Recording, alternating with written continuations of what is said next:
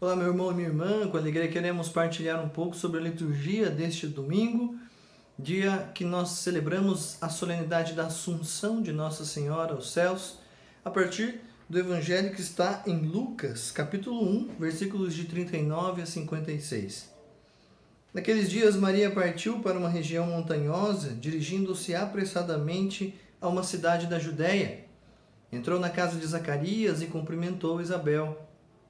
Quando Isabel ouviu a saudação de Maria, a criança pulou no seu ventre, e Isabel ficou cheia do Espírito Santo. Com um grande grito exclamou: Bendita és tu entre as mulheres, e bendito é o fruto de teu ventre. Como posso merecer que a mãe do meu Senhor me venha visitar? Logo que a tua saudação chegou aos meus ouvidos, a criança pulou de alegria no meu ventre. Bem-aventurada aquela que acreditou, porque será cumprido o que o Senhor lhe prometeu. Então Maria disse: A minha alma engrandece o Senhor, e o meu espírito se alegra em Deus, meu Salvador, porque olhou para a humildade de sua serva. Doravante todas as gerações me chamarão bem-aventurada, porque o Todo-Poderoso fez grandes coisas em meu favor. O seu nome é santo, e sua misericórdia se estende de geração em geração a todos os que o respeitam. Ele mostrou a força de seu braço, dispersou os soberbos de coração, derrubou do trono os poderosos e elevou os humildes. Encheu de bem os famintos e despediu os ricos de mãos vazias. Socorreu Israel, seu servo, lembrando-se de sua misericórdia, conforme prometera aos nossos pais, em favor de Abraão e de sua descendência para sempre. Maria ficou 3 meses com Isabel, depois voltou para casa. Palavra da salvação. Glória a vós, Senhor. Então, meus irmãos e minhas irmãs, estamos celebrando esta verdade de fé. Maria foi assunta aos céus. Este dogma de fé foi declarado em 1950, declarado pelo Papa, e a partir de então nós temos celebrado. Já antes já acontecia a celebração da realidade desta verdade de fé, mas agora com muito mais intensidade, digamos que com muito bem mais inserido na liturgia da igreja. Quero chamar a atenção para algo importante, inclusive sobre dogma de fé. Um dogma de fé significa uma verdade que nós precisamos acolher, que faz parte da nossa fé. Não é algo que um papa ou um concílio inventa de uma hora para outra. Não. É a igreja que escuta a voz do Espírito, por meio das Escrituras, por meio de toda a história, e acolhe esta verdade de fé. E aí sim, num determinado momento, ela é declarada, ela é definida. Mas não é algo que se faz por capricho, mas é a igreja escutando a voz do Espírito. Aqui está a grande diferença.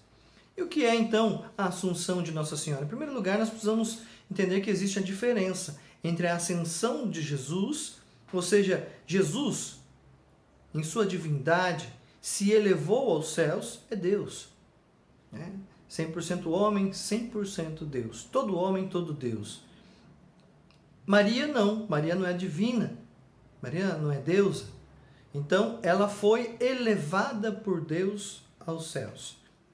Digamos que Deus a glorificou.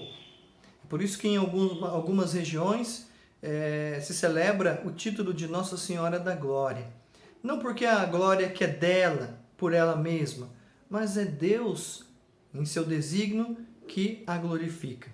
Por isso que ela diz no Magnificat, Deus fez em mim maravilhas, o Senhor fez em mim maravilhas. Essa é uma das grandes maravilhas que Deus fez.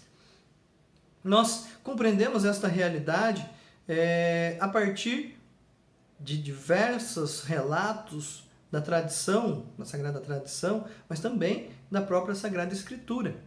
Na Sagrada Escritura, em Apocalipse, capítulo 12, nós vamos escutar na primeira leitura de hoje, tem uma mulher vestida de sol, uma coroa com 12 estrelas e que dá a luz àquele que iria governar todas as coisas, por todo sempre.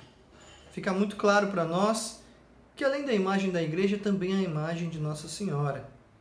Essa mesma mulher que em Gênesis capítulo 3, versículo 15, pisa sobre a cabeça da serpente, agora em Apocalipse, vence o dragão. Por quê? Porque ela está debaixo da graça de Deus. Né?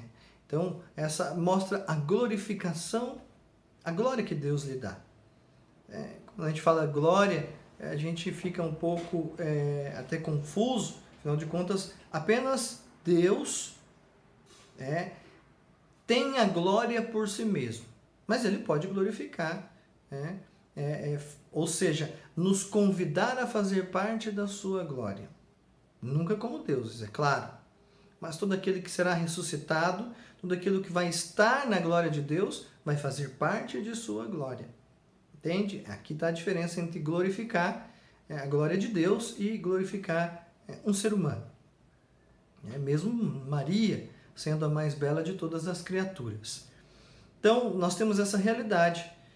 E nós temos na segunda leitura, São Paulo que nos ensina que no tempo previsto, Jesus ressuscitará, primeiro como uma primícia, e depois ressuscitarão aqueles que são de Cristo. E então o que acontece? A assunção de Nossa Senhora é justamente a antecipação do que nós iremos viver. Veja, nós que nascemos com o pecado original, mesmo lavados depois pelo batismo, continuamos a optar pelo pecado, nós nos encaixamos na palavra de Deus que diz em Romanos 6, 23, o salário do pecado é a morte. No dia que nós morremos, a alma se separa do corpo.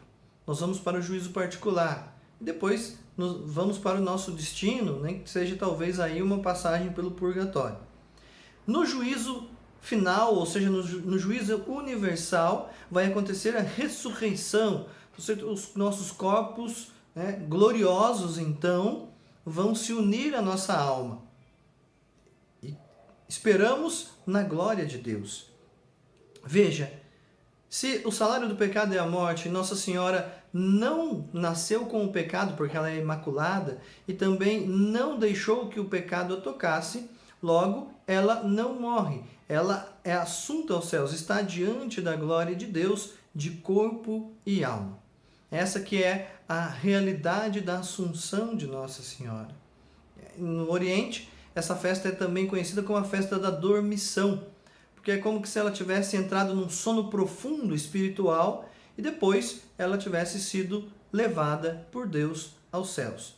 Olhar para a Assunção de Nossa Senhora, olhar para esta mulher que hoje está de corpo e alma diante de Deus, é olhar para a nossa história, é ter esperança e pedir ao Senhor que nos ajude a viver esta realidade. A igreja quer viver aquilo que a Virgem Maria já está vivendo.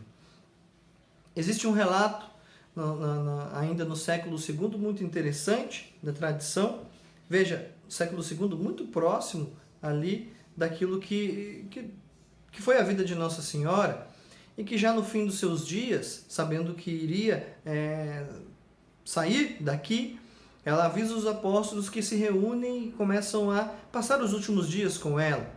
Depois, no momento previsto, ela faz a sua oração e ela se despede e entra num sono profundo.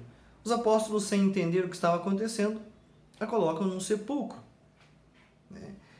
Não estavam presentes São Tiago, que já tinha sido martirizado. Em Atos dos Apóstolos nós vemos essa realidade, e também São Tomé, que estava evangelizando na Índia.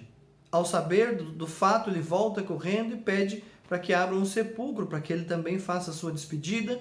E qual não é a surpresa quando não encontram o corpo da Virgem Maria, mas ao contrário, ainda escutam como que um canto celestial dos anjos, indicando que ela tinha sido glorificada, que ela tinha sido assunta aos céus.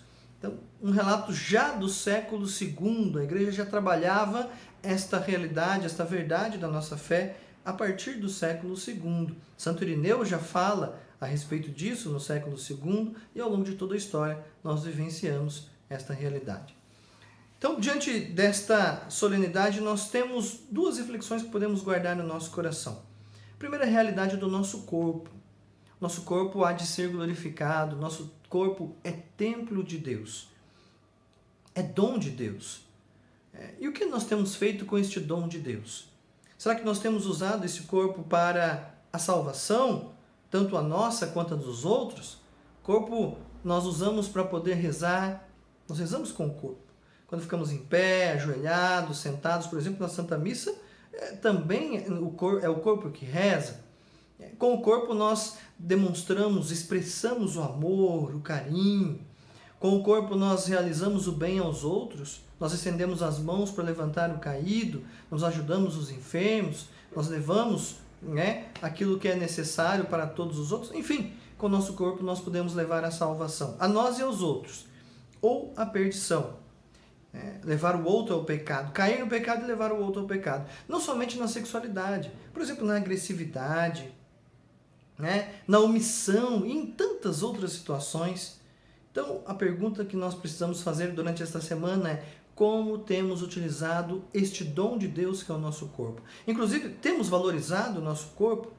Porque uma boa alimentação, ir ao médico, cuidar das situações que nos acontecem, das enfermidades, até mesmo praticar exercícios físicos, claro, com muito equilíbrio, sem entrar na questão da vaidade, mas do cuidado com o corpo. O corpo é dom de Deus. Não podemos deixar ele largado.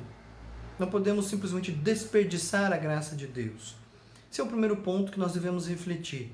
Segundo ponto é: Nossa Senhora diz, o Senhor fez em mim maravilhas. Ela reconhece a presença de Deus na sua vida e na sua história. Nós também precisamos viver isto. Precisamos olhar para a nossa história e reconhecer em todas as situações, mesmo nas difíceis, a presença de Deus. Mesmo que seja Deus nos dando a força necessária para superar aquele momento. E para isso, mais uma vez, eu sugiro uma ferramenta espiritual importantíssima, que é o exame de consciência. Nós podemos, no final de cada dia, nos perguntar: será que tenho visto Deus passando pelo meu dia? Aonde Deus passou e eu percebi? Ou aonde Deus passou e eu não percebi?